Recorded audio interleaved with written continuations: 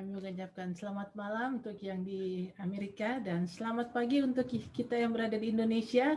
Senang sekali lagi kita dapat bertemu kembali dalam acara pembahasan sekolah sahabat kita pada Sabat yang indah diberkati ini. Kami mengucapkan juga selamat sabat kepada kita semua. Semoga perbaktian kita pada sabat ini menjadi bobo yang harum di hadapan Tuhan. Baiklah, acara kita segera akan kita mulaikan. Kita buka di dalam doa. Mari kita satu di dalam doa. Tuhan Allah Bapa kami yang ada dalam kerajaan surga, terima kasih atas pimpinan-Mu Tuhan. Sepanjang 6 hari dalam pekerjaan kami, Engkau telah tibakan lagi pada Sabat-Mu yang suci ini dengan penuh kesukaan dan tubuh yang sehat. Kami akan memulai lagi Tuhan, pelajaran pembahasan sekolah Sabat kami pada malam ini. Biarlah Tuhan, Engkau dapat berkati kami semua yang mendengarkan, kami dapat memperoleh berkat, namamu dipuji dan besarkan, terutama Tuhan, pendeta Muda Tulus Nenggolan yang akan membawakan firman-Mu. Biarlah Engkau urapi dia dapat berkata-kata sesuai dengan kehendak-Mu, dan namamu dipuji dan dibesarkan. Dimanapun kami berada Tuhan pada saat ini, yang dapat mengikuti acara ini, biarlah kami dapat selalu memperoleh berkat daripada-Mu, dan kami dapat hidupkan dalam kehidupan kami, dalam firman ini, sehingga kami siap untuk menanti akan kedatangan-Mu. Terima kasih Tuhan, berkat sahabat menjadi bagian kami masing-masing, dengar dan sempurnakan doa kami dalam nama Yesus. Amin. Selamat malam semuanya, kita kembali kepada pelajaran sekolah sahabat kita. Saya mengucapkan terima kasih selama Pendeta Rantung yang telah membahas sejak dari hari Minggu sampai pada hari Kamis kemarin, pelajaran kita, dan pada saat ini kita masuk dalam sebuah kesimpulan. Judulnya adalah melaksanakan kasih. Saudara, saya kalau mendengarkan kata melaksanakan kasih, saya mengingat saya punya dosen yang selalu mengatakan, inilah budaya hidup orang Kristen sesungguhnya. Kasih adalah budaya hidup. Kasih bukanlah teori, kasih bukanlah khotbah, kasih bukanlah doktrin, tapi adalah sebuah budaya hidup yang sesungguhnya yang harus kita hidupkan dalam hari-hari kita. Sebagaimana dalam praktikalnya, di dalam ayat inti kita ini, apabila engkau menyerahkan kepada orang lapar apa yang kau inginkan sendiri, dan memuaskan hati orang yang tertindas, maka terangmu akan terbit dalam gelap dan kegelapanmu akan seperti kerembang tengah hari. Yesaya 58 ayat 10. Saya akan coba mengulangi lagi. Apabila engkau menyerahkan kepada orang lapar. Kenapa saya beri warna kuning orang lapar, orang yang tertindas? Kita selalu bicara kita harus menginjil, kita mau menunjukkan bahwa kita memiliki terang, kita memiliki hukum, kita bicara tentang sabat, kita selalu bicara tentang semua itu, tetapi kita seringkali kita lupa bahwa bagaimana terang kita supaya terang kita dapat bercahaya, terang kita dapat terbit, dapat dilihat orang. Satu adalah, sebagaimana ayat inti katakan, apabila engkau menyerahkan kepada orang lapar, apabila kau memuaskan hati orang yang tertindas. Dua ini, kalau kita bisa melepaskan orang yang melepaskan orang dari kelaparan, melepaskan orang daripada apa? Yang tertindas. Inilah sesungguhnya budaya hidup yang kita harus hidupkan. Inilah sesungguhnya kita ada. Kita ada supaya kita melepaskan orang lapar, kita ada sebagai mengaku bahwa kita adalah umat-umat Tuhan. Kita ini adalah orang yang harus melepaskan orang dari apa? Hati orang yang apa? Tertindas, melepaskan beban daripada orang yang tertindas. Kita lah yang dipergunakan oleh Kristus untuk melepaskan orang dari lapar, kita yang dipergunakan oleh Kristus untuk apa? Melepaskan orang dari tertindas. Nah, bagaimana caranya? Udah dijelaskan dalam 1 minggu ini oleh Pendeta Stephen Rantung. Dan di kesimpulannya akan semakin jelas apakah yang harus kita hidupkan sesungguhnya. Apakah yang harus kita tampilkan di dalam kehidupan kita. Tidak ada yang dapat melakukan kebajikannya sesungguhnya tanpa penyangkalan diri. Saya langsung bikin warna kuning supaya jelas bahwa tidak ada orang yang melakukan kebajikan yang sesungguhnya tanpa penyangkalan diri. Di akhir zaman kini, umat-umat Tuhan ditantang untuk apa? Memiliki suatu sikap untuk mengambil apa? Sikap untuk penyangkalan diri. Apakah penyangkalan diri itu? Sebagaimanakah yang harus kita lakukan dalam penyangkalan diri itu? Hanya dengan kehidupan yang sederhana, penyangkalan diri, dan penghematan yang ketat. Nah, kehidupan yang sederhana, penyangkalan diri, dan penghematan yang ketat. Coba kita pikirkan sekarang di dalam hati kita masing-masing. Apa yang dibilang Tuhan minta dari kita? Kehidupan yang sederhana. Benar, kita bekerja untuk mencari uang untuk hidup kita. Tapi yang Tuhan mau, kita juga bekerja bukan untuk mencari uang saja. Tapi memiliki apa? Misi di tempat pekerjaan kita. Jadi, yang kita cari bukan hidup kemewahan. Yang kita kejar adalah kehidupan yang sederhana. Penyangkalan diri dan penghematan yang ketat. Hanya ini yang memungkinkan kita untuk melakukan pekerjaan yang telah ditentukan kepada kita sebagai wakil-wakil Tuhan. Hidup yang sederhana. Pada saat kita berpikir, bagaimanakah hidup yang sederhana? Pikirkan baik-baik. Penyangkalan diri dan penghematan ketat. Bukan apa? Kesombongan dan ambisi duniawi. Ini harus disingkirkan di dalam hati kita. Start kita harus apa? Hidup sederhana, penyangkalan diri, dan penghematan yang ketat. Langsung kita akan baca berikutnya lagi. Lebih keras lagi tulisan Ron Hubbard katakan. Ini dalam buku pelajaran sekolah sahabat ini. Dalam segala pekerjaan kita, prinsip tidak mementingkan diri dinyatakan dalam hidup Yesus harus dijalankan. Prinsip tidak mementingkan diri, tidak mencari nama. Ada poin yang sangat penting. Pada dinding rumah kita, pada lukisan-lukisan kita, pada perabotan rumah tangga, start di sini dibilang hidup sederhana itu bagaimana.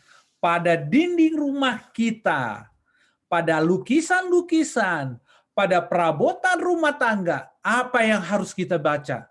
Membawa ke rumah orang miskin yang tak punya rumah. Jadi, kita membangun rumah besar-besar bukan untuk diri kita saja. Tuhan memberikan itu, uang yang kita miliki itu bukan karena kita punya, tapi karena Tuhan yang memberikan. Pada saat kita memiliki rumah, kita memiliki sesuatu, harus ada sesuatu orang yang harus kita tolong. Pada saat kita memiliki uang lebih, ada sesuatu uang yang ada yang Tuhan berikan, kenapa dikasih lebih? Jadi, pada dinding-dinding rumah kita, pada lukisan-lukisan dan perabotan rumah tangga, kenapa dibilang dinding rumah, lukisan, perabotan rumah tangga? Itu haruslah yang kita cari apa? Memikirkan, lihat ya, seringkali pada saat kita masuk ke rumah, rumah orang, yang kita lihat apa pertama? Wah, dinding rumah ini bagus. Wah, apalagi kalau ada lukisannya, wah, lukisan mahal. Terus apa lagi? Perabotan rumahnya, wah, hebat. Wah, mahal ini perabotannya ini, waduh. Coba, kenapa sampai tulisan Nubuat sampai Tuhan bilang dinding rumah kita, lukisan-lukisan dan perabotan rumah tangga. Kemewahan yang kita miliki, sesuatu yang Tuhan berikan kepada kita, sesuatu yang lebih. Pergunakan itu bukan untuk diri kita saja, tapi pergunakan untuk apa? Membantu orang lain dan kemuliaan nama Tuhan. Langkah berikutnya yang perlu kita pikirkan supaya kita menjadi sederhana. yang seperti dalam pelajaran sekolah sahabat kita, bukan pada saat kita mempelajari tentang puasa, bagaimana pada intinya pada saat kita berpuasa itu adalah bukan hanya makanan yang kita mau pikirkan, tapi apa? Keseluruhan kita punya kehidupan, kita harus berpuasa. Salah satunya berpuasa mata. Pada lemari pakaian kita, masuk ini paling hebat ini. Pada lemari pakaian kita, habis itu lihat nggak hanya dinding rumah kita, bukan hanya lukisan, bukan hanya perabotan rumah tangga. Langkah berikutnya tulisan rumput pada lemari pakaian kita. Kenapa langsung di Ellen G. White Tuhan juga mengatakan lemari pakaian kita. Lihat, yang Tuhan mau itu hidup sederhana. Dia tidak minta hidup yang luar biasa. Umat-umat Tuhan, walaupun memiliki uang lebih, kalau memiliki hidup sederhana, itu yang Tuhan tuntut dari kita. Itu yang diperingatkan saat ini. Umat Tuhan, pergunakan uang yang kamu punya bukan untuk diri kita sendiri. Bantu orang lain. Pada saat saya berkhotbah tentang perpuluhan dan persembahan, saya selalu tekankan, setelah bawa perpuluhan, gereja macam itu udah lewat. Persembahan terpadu 50-50. Tapi pada saat saya tekan, ada satu lagi yang kita lupa. Jika kita sudah memberikan perpuluhan, persembahan terpadu, kita pikir kita sudah menurut. Berarti kita sama dengan orang kaya yang di dalam kitab, yang bicara dengan Yesus, aku sudah melakukan semuanya. Tapi pada saat Yesus katakan apa? Jual hartamu, bagikan kepada orang miskin. Apa yang dia lari? Dia sudah lakukan semuanya, tapi pada saat itu dia meninggalkan Yesus. Kenapa Yesus katakan itu? Bukan hanya dia punya dewa adalah hartanya. Tapi Tuhan memang meminta kita memiliki hidup yang sederhana. Lihat, pada lemari pakaian kita harus terbaca tulisan. Seakan ditulis oleh tangan Allah. Apabila engkau melihat orang telanjang, supaya engkau memberi dia pakaian. Kenapa ini dikatakan seperti ini? Pada saat kita memikirkan lemari pakaian kita, seringkali kita lupa bahwa banyak orang yang tidak memiliki kekurangan pakaian di luar sana. Namun pada saat kita melihat pakaian kita, aduh ini pakaian kita ini sudah lama ini. Kita mau beli yang baru. Saya tidak melarang saudara-saudara untuk membeli baru. Pakaian baru bagus, bagus. Tapi Tuhan tuntut kita hidup sederhana. Lemari pakaian kita haruslah apa? Terbaca, banyak orang yang membutuhkan pakaian itu. Tuhan tidak bilang kita menjadi pakaian compang-camping, tapi yang Tuhan minta adalah kita menghidupkan kehidupan sederhana. Selanjutnya, di ruangan makan, di atas meja makan, yang penuh dengan makanan, kita harus melihat sebuah goresan. Supaya engkau memecah-mecah rotimu bagi orang yang lapar. Pada saat di meja makan kita, banyak sekali menu makanan. Apakah yang harus kita ingat? Banyak orang di luar sana kelaparan. Banyak orang di sana saat ini sedang kelaparan. Karena itu, ada satu poin yang kita bilang kepada kita semua pada saat ini. Tuhan menuntut dari kita hidup sederhana. Dia tidak menuntut kita memiliki rumah yang mewah, memiliki harta yang luar biasa. Tapi Tuhan menuntut kesederhanaan dari kita. Supaya kenapa Tuhan menuntut kesederhanaan dari kita? Karena inilah yang bisa menyadari kita bahwa Tuhan masih menjaga kita dan pada saat ini Tuhan membutuhkan kita untuk melayani orang lain. Menyadarkan kepada kita apa yang kita punya yang Tuhan telah berikan kepada kita sampai saat ini.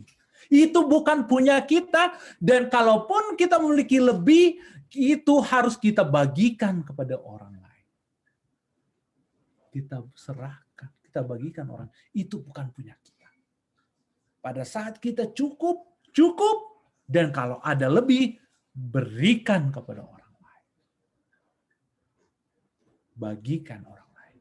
Karena kita punya tugas adalah melepaskan orang dari rasa lapar mereka. Melepaskan mereka dari apa?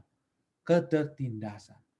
Umat Tuhan dituntut memiliki hidup sederhana.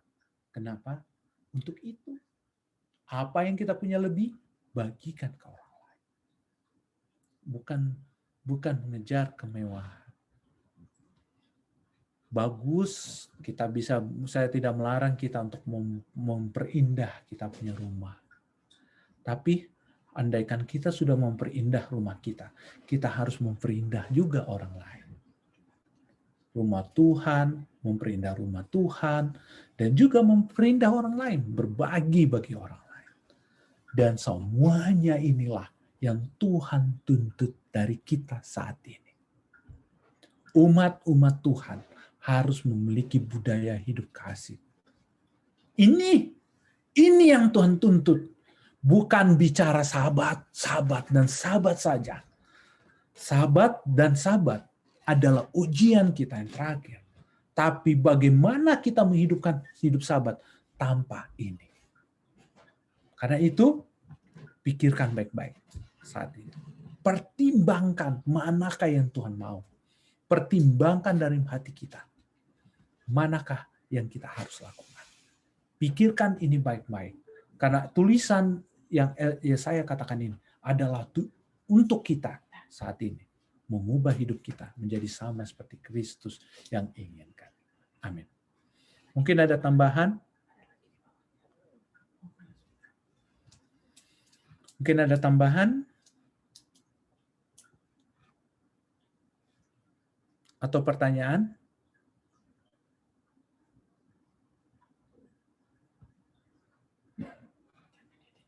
Dek, ada pertanyaan, Dek? Dari live stream nggak ada. Bila tidak ada, saya serahkan kepada Iin. Terima kasih untuk pembahasannya. Baiklah, kita akan tiba pada doa dan kesaksian. Mungkin ada saudara-saudara yang memiliki kesaksian atau hal-hal yang perlu didoakan, kami persilakan. Kami persilakan bagi yang ada di Zoom, boleh mengangkat tangannya dan dapat mengatakan kesaksian atau hal-hal yang perlu didoakan. Ada yang di live stream? Di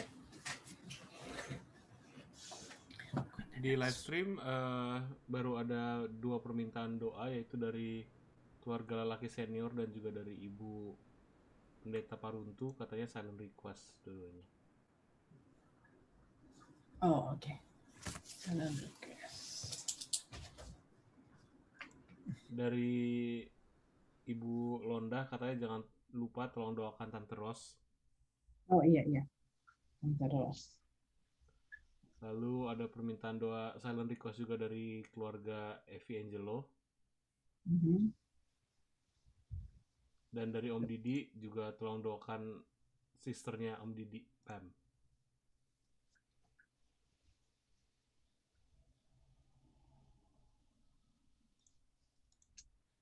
Oke.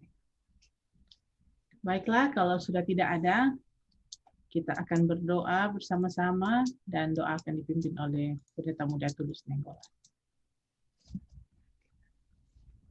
Mari kita sama-sama berdoa. Bapa Surgawi, Bapa yang mengasihi kami, pada malam hari ini kami kembali menghadap hadirat mengucapkan syukur dan terima kasih atas berkat dan pelindungan yang Kau berikan kepada kami.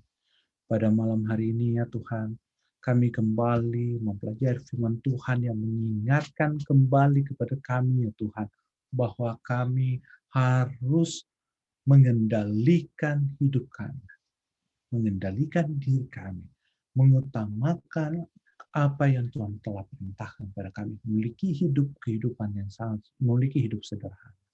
Karena itu ya Tuhan, apa yang kami telah pelajari dalam 1 minggu ini dapat mengingatkan kami kembali. Kami memiliki misi di dalam dunia ini. Kami memiliki tugas dalam dunia ini untuk melepaskan orang yang lapar, melepaskan orang yang tertindas. Karena itu ya Tuhan, pergunakanlah kami ya Tuhan dengan apa yang kami miliki saat ini.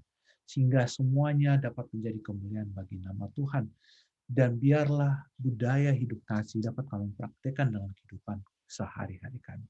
Khususnya pada malam hari ini ya Tuhan, kami banyak sekali permohonan doa yang disampaikan.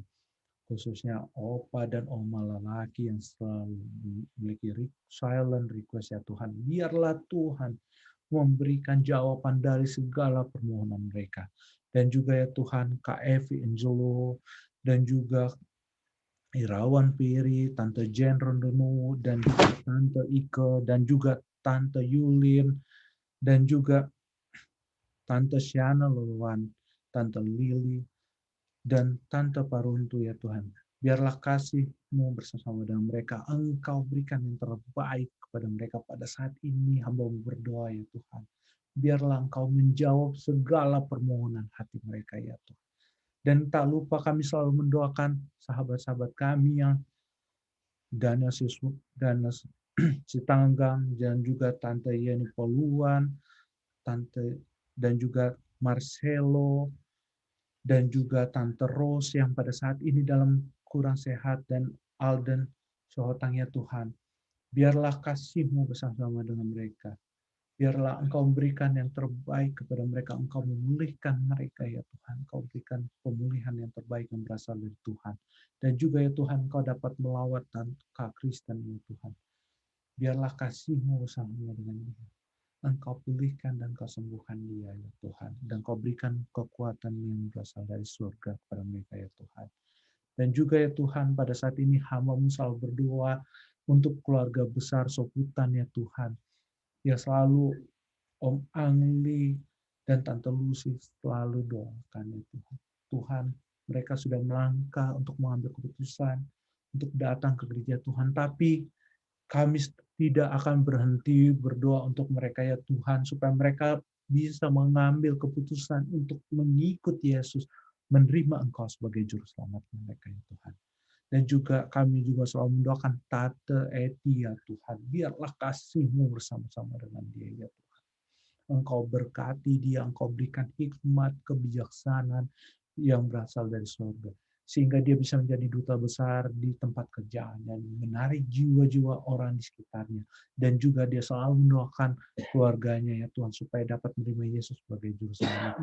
Karena itu ya Tuhan, kasih-Mu menyertai mereka. Kau pergunakan kami umat-umat Tuhan untuk menyatakan Yesus kepada orang di sekitar kami. Kami juga berdoa ya Tuhan untuk seluruh umat-umat Tuhan. Anggota jemaat Fisdak yang satu persatu hamba-Mu tidak dapat sebutkan, namun Kau telah melawat mereka dan memberikan yang terbaik bagi mereka.